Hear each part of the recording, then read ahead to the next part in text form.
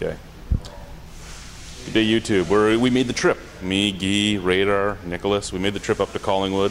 There's 3 breweries in this one city to go and visit.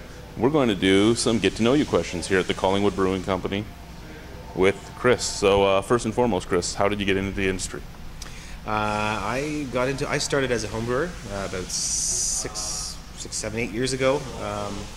I had a colleague I was working with, and he taught me how to make beer, and of course I thought it was the greatest thing ever, and then also thought, probably like every home brewer does, it would be awesome to open a brewery and do it for a living. So I ended up, my wife, with the blessing of my wife, we moved down to Niagara Falls, and I went to Niagara College for 2 years. So I moved my family down there, spent 2 years studying there, and I was very fortunate to land a job in the industry at Creedmoor Springs. Spent 2 years there as well, learning at one of my favorite breweries in the province, and learned a ton there, and finally had the opportunity to come and do this in Collingwood.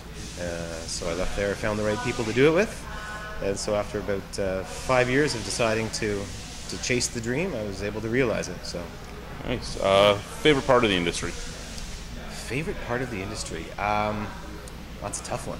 That's a really tough one. I think one of my favorite things about the craft brewing industry is the camaraderie and how much we help each other. So on so many occasions I've just called up my fellow brewers with any issue whatsoever. It could be like a logistical issue, it could be just like a practical issue at the brewery, anything at all, or when I've simply needed something.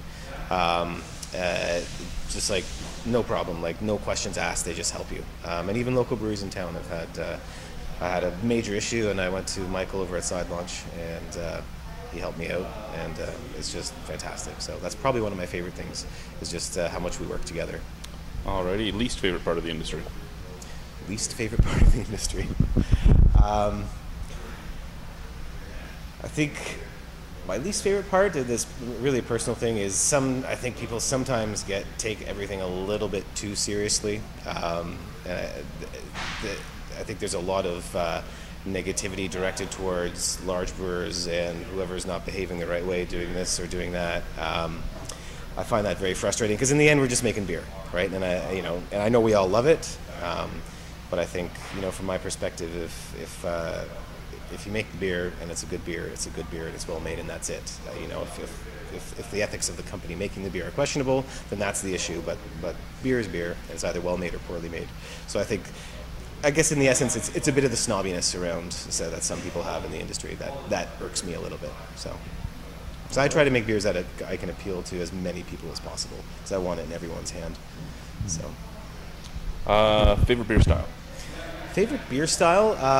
Probably English bitters, I think.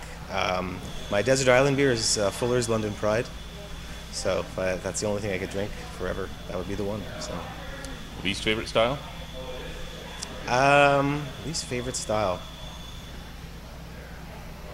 I don't have a least favorite style. There's styles I'm not particularly interested in brewing. Like, I'm not in a rush to brew, like an Imperial Stout or an IPA or a double IPA, because there's so many of them, and there's so many that are well done. I'm not sure I need to go and make one. And I tend to like beers that I can have a few of, rather than something I can just have a few sips of and then I got to move on. So.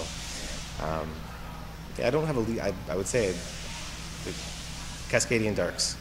Yes, or black IPAs. There it is. It came to me. 3 beers for the rest of your life. 3 beers? 1 from a big guy. Okay. 1 from a small guy. Yeah. And 1 from you. What are they? Okay. So from a big guy, I will say Fuller's London Pride. We'll call them big. 1 from a small guy. I'm going to say. No, I can't say them. I'll say me. I'm going to go with our Pale Ale. That's my favorite out of everything that we do. I always come back to that one. And another small craft brewer. That's a tough one. I would say the Cullinan Kolsch. I'm very fond of that beer. That's an easy drinking one if I have to pick. Yeah, I guess that one. Probably Spencer's Kolsch is, I think, pretty, for a small brewery, is a really well-made beer. Yeah. So. Strangest ingredient you've ever brewed a beer with?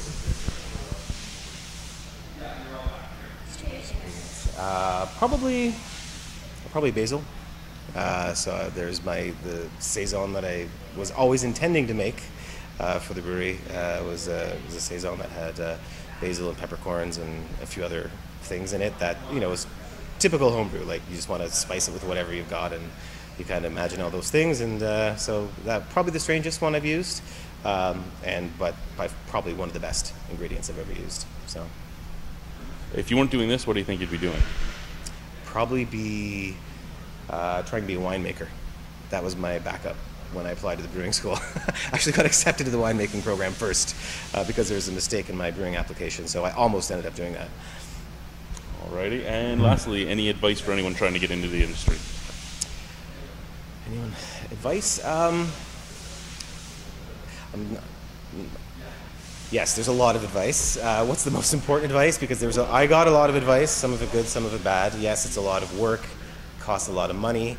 I think my advice would be plan for success, and build a brewery that it's not just going to get you through your first year or your second year, but a facility that will get you through your first 5 years, or better yet, 10 years. Because you never want to have to go back and do it all over, which is what a lot of people end up doing. They start really small because they don't have the capital, which totally makes sense.